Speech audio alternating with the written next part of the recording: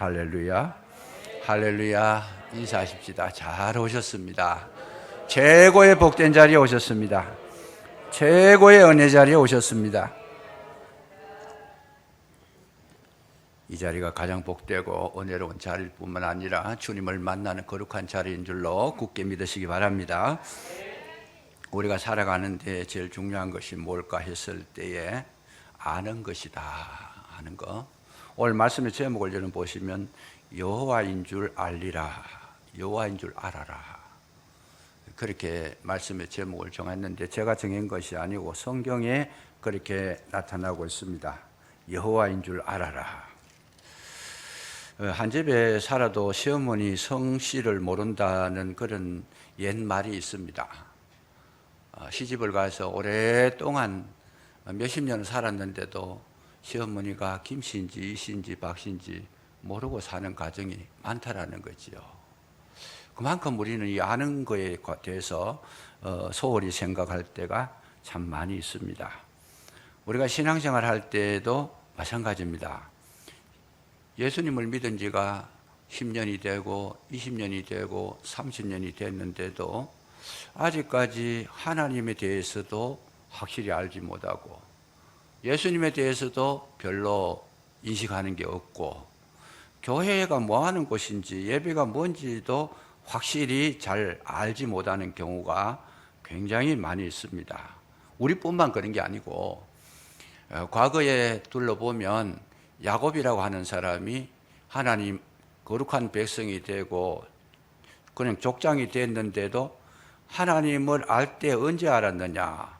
130년이 지나고 난 다음에 바로 앞에 섰을 때에 하나님을 알았는데 그 하나님을 알 때에 내가 험악한 세월을 보냈다. 그 많은 시간을 지나면서도 하나님에 대해서 확실하게 몰랐습니다. 이제 130년이 지나고 험악한 세월을 보내고 난 다음에 하나님에 대해서 알았다는 거예요.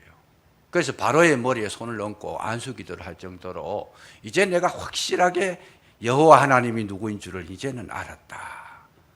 그 말을 고백하게 되는 거죠. 신약에서도 대표적인 인물이 바울이라고 보는데 바울이 공부를 참 많이 했습니다. 그래서 율법을 배울 때에 학생들 가운데에 최고 공부를 잘해가지고 수제자라는 그런 어떤 명칭을 받게 됩니다. 그 당시에 가말리엘이라고 하는 율법 박사, 그 최고의 교수님인데 그 교수님 밑에서 율법을 배웠고 율법으로 살았고 율법을 완전히 지키려고 자기의 최선을 다해서 노력을 했는데 그런데 그가 예수님에 대해서 알지를 못했다는 거예요. 그렇게 율법을 잘 지키고 좋은 것을 배웠지만은 나는 하나님 앞에서 악을 행했다. 나는 못된 사람이었다. 나는 회방자고 포행자고 핍박자였다. 왜 그랬느냐? 거기 뒤에 따라 나오는 말이 뭐냐? 내가 알지 못해서 그랬다는 거죠. 여호와를 알지를 못했다.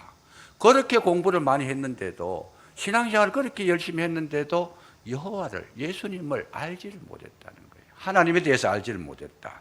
로마서에서 보면 로마서 10장 9장에서 11장까지는 유대인들에 관한 이야기를 하고 있는데 바울이 굉장히 고통스러워합니다. 왜 고통스러운가? 내 동족이 아직까지 예수님 앞에 돌아오지를 못하고 저들은 열심으로 신앙생활을 했지만은 지금 그리스도를 알지를 못하고 있더라. 뭘 알지 못했느냐? 저들은 열심은 있었지만은 올바른 지식을 가지지를 못했다. 그러면서 저들은 하나님의 의의를 모르고 열심히 자기 의의를 드러내기 위해서 노력을 했기 때문에 결국은 구원에 이르지 못하고 있다 하는 거, 이거를 사도 바울이 자기 동족에 대해서 정말 애타는 마음으로 안타까운 마음으로 그렇게 부르짖었던 내용이 로마서 10장 2절 3절에 나오는 거죠. 그렇게 열심인데도 왜 실패했느냐? 예수님을 몰랐다는 거예요. 이렇게 놓고 봤을 때에 예수님을 모르는데 구원이 되겠는가? 불가능하죠. 자기 나름대로는 굉장히 열심히 있는데 놀랍게도 예수님을 모르니까 더 고생을 하고 더 열심을 내고 더 부지런해요. 보면 신앙생활 하실 때도 보면 진짜 진리를 아는 사람은 주님을 섬겨도 자유롭게 섬겨요. 진리를 알지니 진리가 너희를 자유케 하리라. 주님을 섬기는 모습이 굉장히 자연스럽고 자유스럽고 평화롭고 은혜롭고 뭔가 이렇게 달라요. 그런데 진리를 알지 못하는 사람은 열심은 해요. 굉장히 열심히 했는데 모습을 보면 어떻게 해요? 뭔가 눌려서 하는 것 같고 두려워서 하는 것 같고 쫓기는 듯이 하고 마음에 기쁨이 없고 평화가 없고 하기는 열심히 하는데 그를 쳐다보면 굉장히 마음에 불편한 거죠. 얼굴에는 보면 늘 경직이 돼가 있고 기쁨이 없고 웃는 얼굴도 없고 늘 보면 불안한 거예요. 그게 왜냐? 진짜 아는 사람은 그렇게 하지 않는다는 거예요. 진짜 예수님 아는 분은 뭐예요? 자유롭게 주님을 섬긴다. 즐겁게 섬기고 정말 은혜롭게 섬기고 감사로 섬기고 기쁘게 섬기는데 하나님을 모르니까 왜 그렇게 열심을 내느냐? 모르니까 열심히 내는 거예요. 왜? 열심히만 하면 되는 줄로 알고 있다는 거죠. 거기에 자기가 함몰돼 버리는 거예요. 내가 이렇게 열심히 하면 하나님께서 아시지 않겠냐? 그 생각하는데 오산이다 그 말이죠. 잘못된 것. 그러면 우리는 어떻게 해야 되는가? 이 출애굽기라는 책은 어떤 책이냐? 구원에 관한 책입니다. 이스라엘 백성을 애굽의 그 억압 속에 살아가는 그 애굽 사람 밑에서 고생하는 그들을 하나님께서 모세를 통해서 이스라엘 백성을 출애굽시켜서 광야 생활을 하고 가나안으로 입성시키는 것, 이것이 출애굽기예요.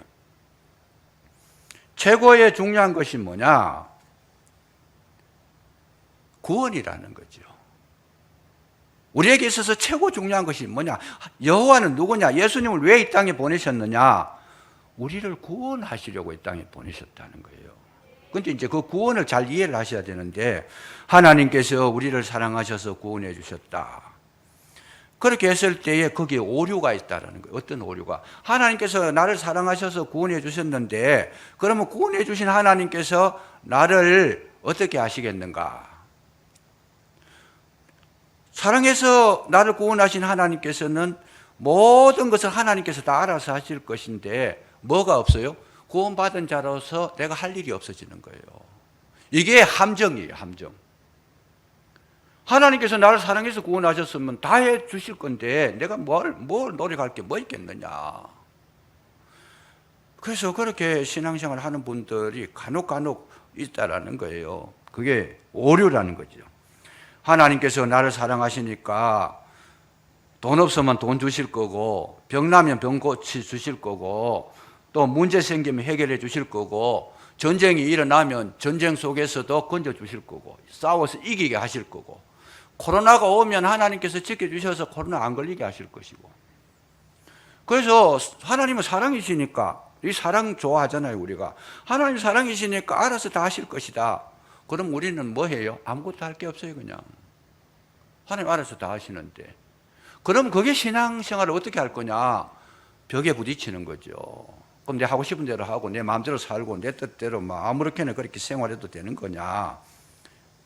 놀랍게도 우리 예수를 믿고 교회를 다녔는데 하나님께서 다 책임져 주셨는가? 현실은 그렇지 않다라는 거예요.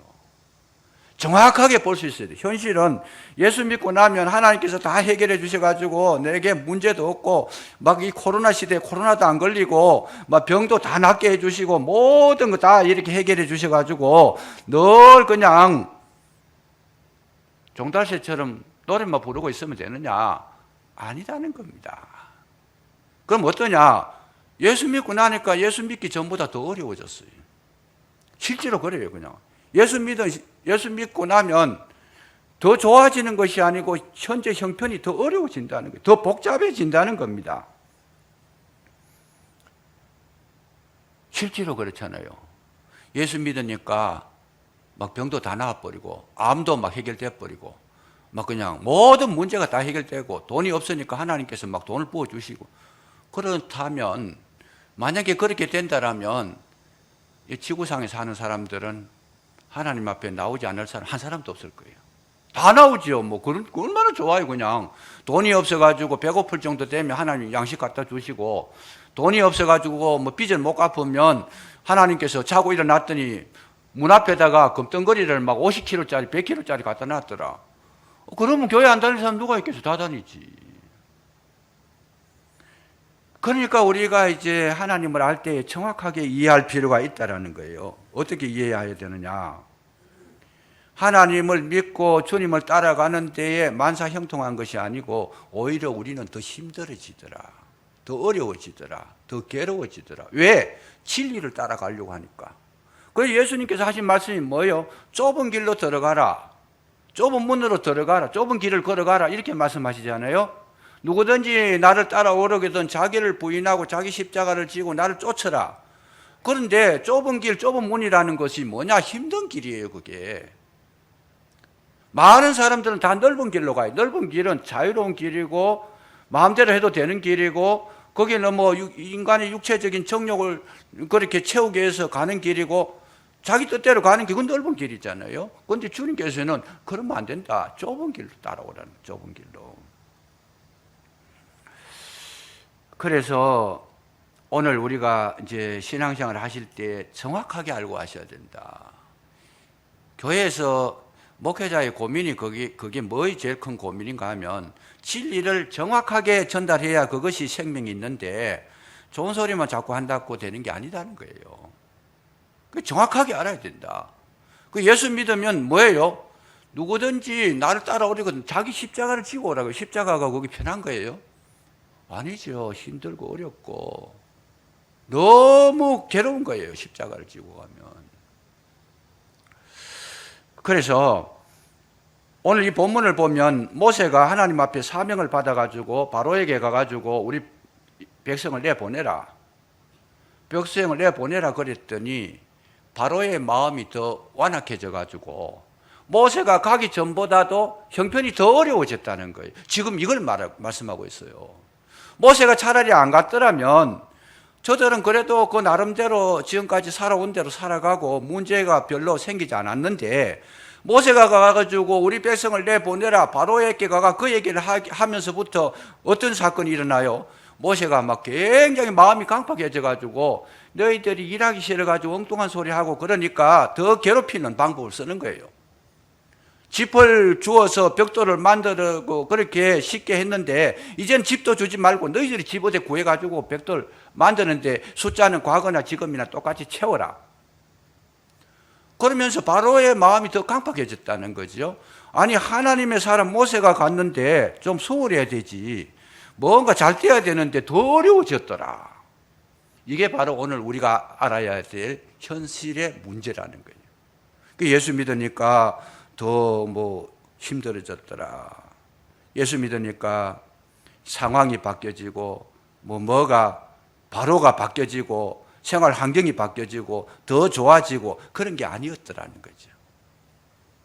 그래서 오늘날 우리도 예수님을 믿게 되면 우리가 기대하는 것은 뭡니까? 우리 환경의 변화, 주변이 잘 되는 거, 못 사는 사람이 잘 되고, 안 되는 사람이 잘 되고, 그냥 어려운 사람이 쉽게 되고, 하여튼 아픈 사람이 고침을 받고, 뭔가 사막이 옥토가 되고, 광야가 오아시스가 흐르고, 이 전부 다 그렇게 되는 걸로 우리가 생각하고 예수를 믿으면 큰 오산이다 그 말이죠. 왜? 하나님이 우리에게 들어오셔서 예수를 믿게 하셨을 때에 여호와는 어떻게 일하시는 분이냐? 정확한 대답이 뭐냐 하면 하나님은 우리에게 오셔서 환경을 바꿔주시는 분이 아니시라는 거예요. 왜? 환경은 하나님께서 처음 만들었던 그 환경이 최고의 환경이었어요. 그 인간이 손볼 게 없어요. 에덴 동산 손볼 게 없어 거기는요. 완벽하게 만들었다는 거예요. 그거 또 바꾸면 어떻게 되겠어요? 또 바꾸면 하나님의 솜씨가 원래 좀 부족했다는 뜻이잖아요. 그거는. 그러면 이건 진리가 지금 뭔가 지금 착오가 생기는 거예요. 하나님께서 만들었던 모든 이 우주의 만물은 완벽했고 부족함이 없고 충만했다라는 거죠. 고칠 게 없어요. 그런데 사람이 선악과를 먹고 나서 이 아담과 하와가 뱀에게 속아가 사단에게 속아가 선악과를 먹고 난 다음에 만물은 그대로 있었는데 뭐가 바뀌었어요? 사람의 마음이 바뀐 거예요. 사람의 마음이 타락이 된 거예요. 사람 마음 속에 하나님을 바라보는 것이 아니고 자기가 하나님이 되려고 하고 보암직도 하고 먹음직도 하고 지혜롭게 할 만큼 탐스럽기도 한지라 욕심이 생겼다는 거예요. 정욕이 생겼다는 거예요. 이 생에 자기의 어떤 기준이 돼버렸다는 거예요. 사람이 타락을 해버렸다는 거예요. 사람이 타락했다. 그러니까 지금 문제는 어떤 게 문제예요? 환경이 문제가 아니었어요. 환경이 문제가 아니었는데 사람이 완전히 타락을 해버리니까 환경이 어려워진 거죠. 왜요? 자연을 막 개발해버리고 막 그냥 자연을 파괴시켜버리고 정확하게 그대로 보고 참 그런 것 같아요. 자연을 하나님께서 완벽하게 만들었는데 그대로 보고 즐거워하고 이렇게 감상하고 느끼고 좋아해야 되는데 사람이 딱 들어가면서부터 막 산을 깎아버리고 파괴시켜버리고 그리고 자연을 있는 그대로 안 보고 자기 마음대로 막 조경이라는 걸 해가지고 완전히 막 뜯어고쳐요 그냥. 하나님은 완벽하게 해놨는데 우리가 그걸 가지고 인간이 타락된 손길이 들어가면서부터 파괴가 되기 시작하는 거죠. 여러분 산속에 들어갔을 때 아무리 거기에 짐승이 많이 살고 그 참 모든 생물이 존재를 하고 있지만은 자연이 들어갔을 때 훼손되지 않습니다. 그건 누가 들어가면 사람만 들어가면 파괴가 돼요. 아무리 아름다운 자연이라도 사람은 들어가면 문제가 생기는 거예요. 그래서 이 문제를 잘 보면 누가 문제였어요? 아담과 하와가 문제가 생긴 거예요. 오늘 이 지구상의 모든 문제의 핵심이 누구냐? 사람이라는 거죠. 이거를 우리는 자꾸 뭐라 그래요? 그걸 정확하게 보지 않고 자꾸 환경이 잘못됐으니까 환경을 바꿔달라, 환경을 바꿔달라. 우리가 환경을 파괴시키고 나니까 지금 보세요. 이 세계가 어떻게 움직이고 있는가. 지금 중국이라든지 인도라든지 조금 있으면 일본도 지금 태풍이 올라온다 그러는데 지금 중국에 보세요. 중국의 정주라는 곳에 저도 거기 가봤습니다. 소림사가 있는 곳인데 그 지하철역이 얼마나 넓고 큰지 몰라요. 그런데 거기에 홍수가 나가지고 1시간에 200mm의 비가 왔다는 거예요. 1000년 만에 처음 그만큼 왔대요. 그러니까 그 지하철이 어마어마하게 넓고 크고 이쪽에서 저쪽까지 뛰어가려고 그러면 가는 건 뛰도 한 10분은 걸릴 정도로 넓은데 거기에 물이 꽉 차버려서 폐쇄를 시켰다는 거죠. 지금 댐이 다 무너지고 있다는 거예요. 댐이 다 무너지고 있고 중국에서 댐이 샨샤댐이나 이런 것들이 무너져가지고 물이 동해로 서해로 들어오면 한국도 어마어마한 피해를 본다. 왜? 이 물속에서 조개라든지 전복이라든지 고기라든지 염분이 있어야 사는데 이 황토물이 내려와가지고 서해를 휩쓸어 버리면 고기 다 죽어버려. 지금 우리나라의 전복이 다 죽었잖아요. 민물이 들어와가 죽었다는 거예요. 민물이 소금기가 있어야 되는데 소금기가 있어야 되는데 민물이 들어오니까 소금기가 없으니까 죽어버린다. 인도에는 지금 100명 가까이가 사람이 돌아가셨고 그냥 가옥이 파산이 되고 왜 그래요? 사람이 파괴시킨 거예요. 그게. 자연의 문제가 아니고 우리가 자연을 파괴시키니까 자연이 견디지를 못해가지고 지금 비구름대가 몰려가 온난화가 일어나가 비구름대가 몰려와가지고 갈 곳이 없으니까 한 곳에 집중적으로 그냥 퍼부니까 1시간에 200mm 같으면 20cm잖아요. 1시간에 20cm씩 2만씩 막 불어 올라가면 그거 어떻게 되겠어요 그냥. 그래서 오늘 우리의 문제가 어디 있느냐. 구원이라는 것은 환경의 문제가 아니고 사람만 바르게 되면 여러분 환경이 해결될 줄로 믿으시기 바랍니다. 우리가 예수 믿고 나면 다 해결되는 것이 아니고 해결이 안 되고 어려워요. 지금 보면 주님이 하시는 방법은 우리 속에 들어와서 나를 바꾸시는데 예수를 믿고 났는데도 불구하고 여전히 나는 새빵살이에서 벗어나지 못하고 자녀들이 대책이 없어요. 그냥 말귀를 못 알아들어요. 남편 대책 없는 남편 만나고 대책 없는 아내가 돼버리고 남편을 봐도 실망스럽고 아내를 봐도 세상을 봐도 만족한 게 없어요. 그냥 여전히 가난하고 여전히 돈 빌리러 가야 되고 여전히 그냥 뭐라 그럽니까? 돈 꾸러 가야 되고 여전히 병원에 다녀야 되고 내가 기도했는데 기도한 대로 응답도 안 되고 이게 오늘 현실이잖아요. 여러분이 현실을 자꾸 내 좋도록 좋은 말로 가지고 이렇게 거짓말로 이렇게 꾸며댈 필요가 없는 거예요. 현실 그대로 봐야 이제 하나님 역사가 나타나게 되는 거죠. 예수 믿는다고 그냥 해결되는 게 아무것도 없더라. 그러면 여호와인 줄 알리라 했을 때 그 뜻이 뭐냐? 여러분, 하나님은 우리에게 오셔가지고 환경을 바꾸러 오시는 분이 아니고 내 속에 들어와 가지고 나와 함께 사시고 나를 변화시키시고 나를 새롭게 하시고 내 속에 하나님의 형상을 이루어 가시는 줄로 믿으시기 바랍니다.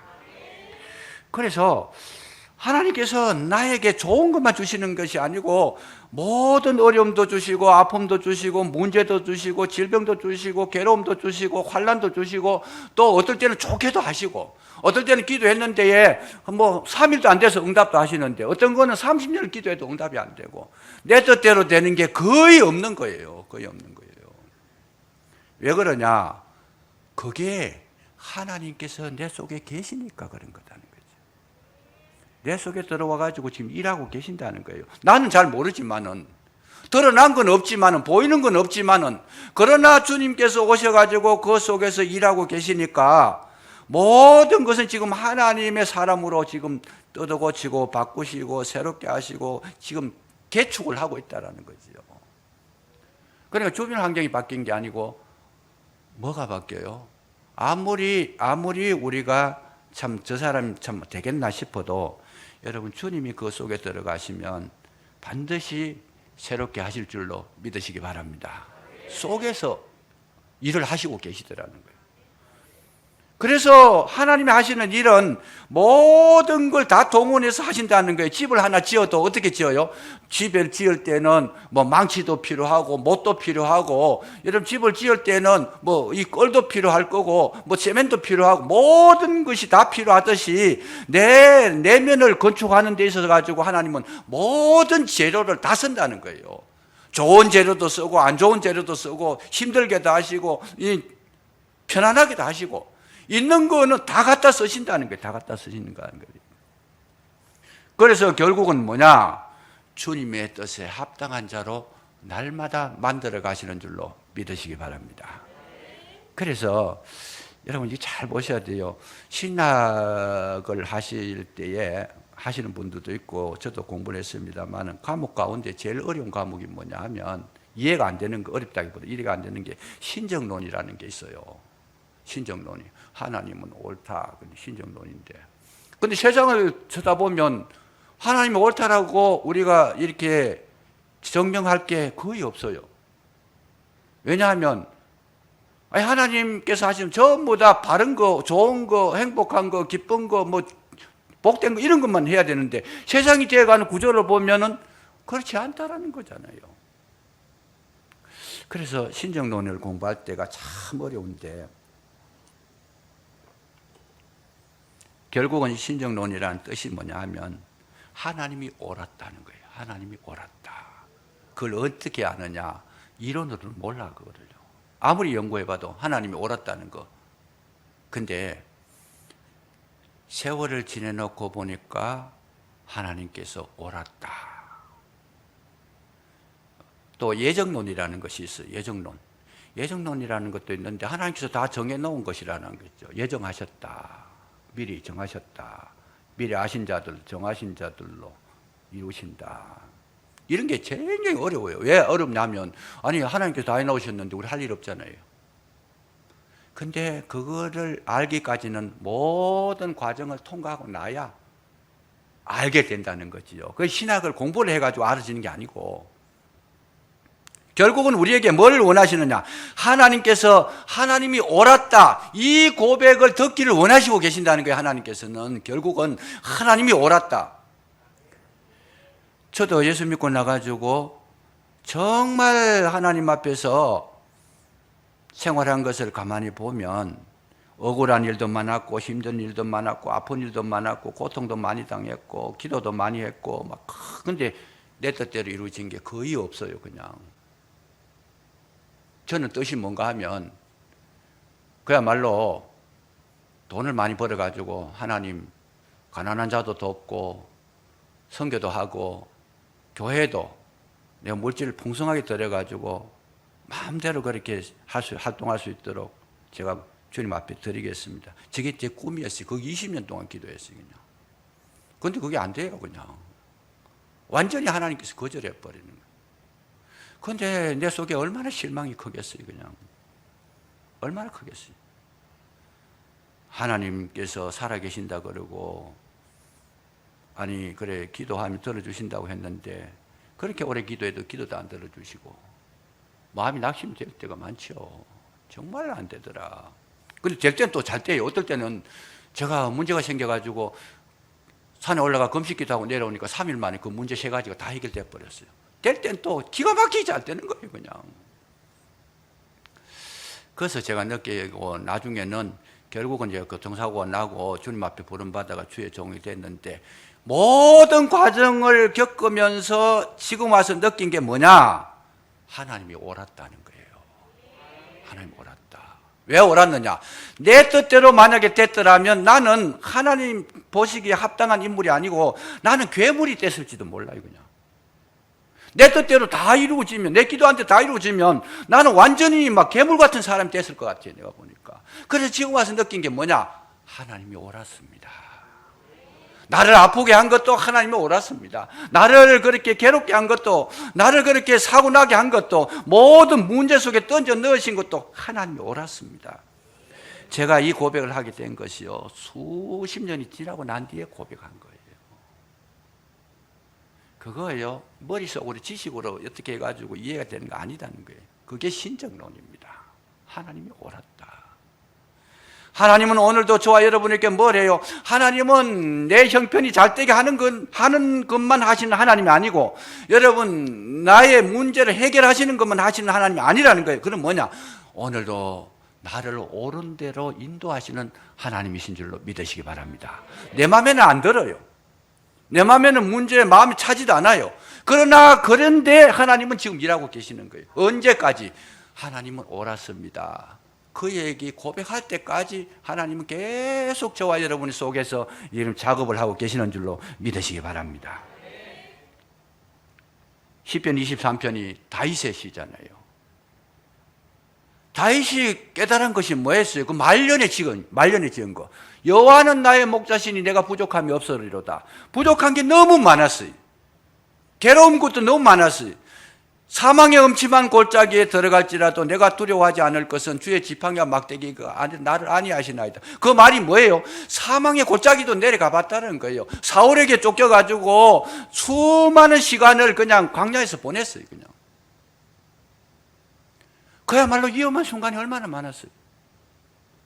그럼에도 불구하니까 시편 23편에 한마디로 딱 줄여서 그 말씀을 우리가 정리를 하면 뭐예요? 하나님이 옳았습니다. 그거 이야기하고 싶은 거예요. 그거. 여호와는 부족함이 없었다. 다 채워주셨다. 내가 여호와의 집에 영원히 거하리로다. 그걸 마치고 있잖아요. 하나님은 나를 최고의 복을 주셔가지고 영생을 얻도록 내게 일하셨고 현실의 모든 것을 거기에 깨 맞추어서 이끌고 오셨더라. 다윗의 고백은 그거 고백하고 있는 거잖아요. 그러니까 결국은 주님께서 우리 속에 들어오셔가지고 하시는 일은 뭐냐? 저와 여러분을 하나님이 사람으로 만들어 가시는데 그 만들어 가시는 그 일을 절대로 하나님이시기 때문에 뭐가 없어요? 실패하지 않는다는 거죠. 이게 축복이에요. 하나님 절대로 실패하지 않는다. 그래서 여기 성경을 가만히 보면 우리가 도저히 이해할 수 없는 단어를 써요. 어떤 단어를 썼느냐? 여기 보면 1절에 보세요. 여호와께서 모세에게 이르시되 볼지어다 내가 너를 바로에게 신같이 되게 하였은저. 모세를 뭘로 만들었어요? 신으로 만들었다는 거예요. 신으로 만들었다. 이 신이라는 말이 성경에 몇 군데 나와요. 신은 하나님 신인데 모세를 신이라고 만들었다. 신같이 여기게 하겠다. 예수님께서도 요한복음 10장 34절 이하에 보면 율법에 이르지 아니하였느냐 너희들이 신이라 했다. 하나님 말씀을 받은 자를 신이라 했는데 예수님께서 신이라 그러니까 너희들은 왜 나는 신이라고 그렇게 인정하지 않느냐. 말씀을 받은 자를 다 하나님 신이라고 했지 않는 율법에 그렇게 기록되지 않았는가. 시편 8편에도 그렇게 이야기합니다. 신같이. 하나님께서 우리에게 오셔가지고 우리를 어떻게 만드느냐. 신으로 만들다는, 신으로. 이게 놀라운 성경의 비밀이었어요. 신으로 만든다. 그러니까 신으로 만든다는 그거는 뭐예요? 하나님의 사람이 되고 하나님의 대행자가 되고 하나님의 대언자가 되고 하나님의 일을 이루는 데에 하나님의 수종자가 되고 가장 하나님 앞에 아름답게 쓰임받는 하나님 같은 인물이 되게 만드시겠다. 이게 하나님의 목표였다는 겁니다. 그러니까 하나님께서 우리 속에서 일하시면서 누구와 같이 되기를 원하느냐. 우리 하나님은 아니지만은 하나님 같이 되는데 하나님의 대행자가 되고 하나님의 빛을 비추는 자가 되고 하나님의 모습으로 사는 자가 돼서 많은 사람에게 하나님의 생명을 나누어 주는 자로 하나님께서 만드시는 줄로 믿으시기 바랍니다. 그러니까 바로가 아무리 세도 아무리 힘이 있어도 모세를 신같이 했기 때문에 바로는 굴복할 수밖에 없다는 거예요. 저와 여러분이 내면이 채워지고 하나님의 영으로 충만해지고 신으로 완성되어져 갈 때 뭐예요? 세상에 아무리 센 사람이 와도 그런 사람을 못 이긴다는 거예요. 그리고 하나님은 그를 통해서 세상을 이끌어 나가시더라. 그러니까 여러분 우리가 어느 정도 하나님의 신, 엘이라고 그러죠. 하나님의 신, 신의 그 경지에 이르게 되면 하나님께서 그를 통해서 하나님의 나라를 이루어가고 계시더라. 그래서 성경을 보면 엘이라는 이름을 가진 자가 참 많아요. 예를 들면 다니엘, 하나님의 사람이다. 다니엘. 또 누가 있어요? 엘리야, 하나님을 대표해서 간 거예요. 엘리야, 엘리사. 엘자 들어가는 이 엘자를 들어가는 걸 모든 걸 보면 그게 신이라는 거예요. 엘이라는 말이 신이라는 뜻이에요. 그냥 엘을 통해서 구원하시는데 엘을 통해서 하나님 나라를 보여주고 엘을 통해서 하나님의 일들을 이루어 가시더라. 그래서 누구를 통해서 구원하시느냐? 모세를 통해서 이스라엘 백성을 구원하시고 모세를 통해서 바로를 깨뜨리는 것처럼 오늘날도 하나님의 애를 통해 가지고 많은 사람에게 구원을 베풀어 주시는데 중요합니다. 예를 들면 이런 거예요. 제가 이 교회에서 엘이라고 했을 때 하나님의 말씀을 선포하는 자가 엘이 되는 거예요. 엘이 되는데 하나님께서 이런 말씀을 전하라. 그럼 전하는 거예요. 전했는데 그런데 전하는 거는 제가 전하지만은 은혜를 받게 하시는 분은 누구냐? 엘이 되게 하신 하나님께서 은혜를 받게 하신다는 거예요. 그런데 중요한 게 있어요. 말씀을 듣는다고 해서 다 은혜가 되는 게 아니고 하나님께서 은혜 주신 자만이 은혜 받게 될 줄로 믿으시기 바랍니다. 이게 중요한 거예요. 굉장히 중요한 거예요. 너가 가서 말을 전해라. 너는 아론에게 말하고 아론은 말을 전해라. 그런데 바로의 마음이 완악해가지고 못 알아듣는 거예요. 하나님은 지금 은혜의 말씀을 전하고 있는데 야 바로 네가 항복해라. 그래야 네 살 길이 있다. 그러는데 바로는 마음이 강팍해가지고 못 알아듣는 거예요. 모세가 힘이 없는 게 아니고 아론이 힘이 없는 것이 아니고 여기 성경을 가만히 보시면 뭘 해요? 3절 보세요. 3절. 내가 바로의 마음을 완악하게 했다.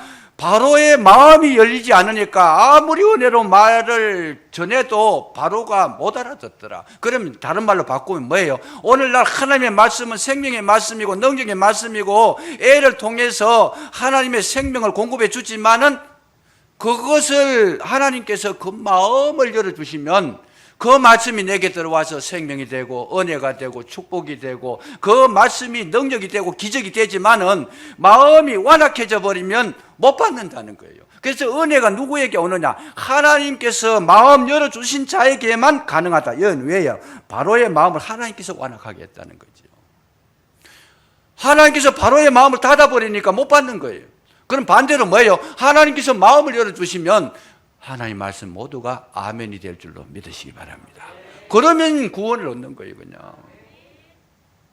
여기서 일부러 하나님께서 바로의 마음을 완악하게 했다는 뜻이 아니고 여기에 본질적으로 이 말씀 해석하면 내버려 두었다. 바울이 말했던 거예요. 로마 교회 편지 쓸 때 그 말이에요. 저들의 삶을 육신대로 내버려 두었더라. 관심 안 가졌다는 거예요. 내버려 두었더라. 근데 사람이 마음은 원래 강팍하기 때문에 내버려 두면 강팍한 게 그대로 나와요. 아무리 좋은 말씀을 들어도 천사가 와서 이야기해도 그 마음이 안 열려지면 결국은 은혜를 경험하지 못한다는 거죠. 그러나 하나님은 누구를 통해서? 모세를 통해서, 애를 통해서 신같이 만들어서 말씀을 계속 전하게 하시는데 결국은 뭐냐? 하나님의 사람이 승리하게 하시는 줄로 믿으시기 바랍니다. 하나님 오늘도 저와 여러분 속에서 머리에 그렇게 하나님의 사람으로서 충만해지도록 만들어서 여러분 가정의 엘이 되시고 여러분 삶 속에 어디를 가든지 하나님은 하나님의 신같이 그렇게 여김을 받도록 그렇게 파송을 시켜주신다는 거예요.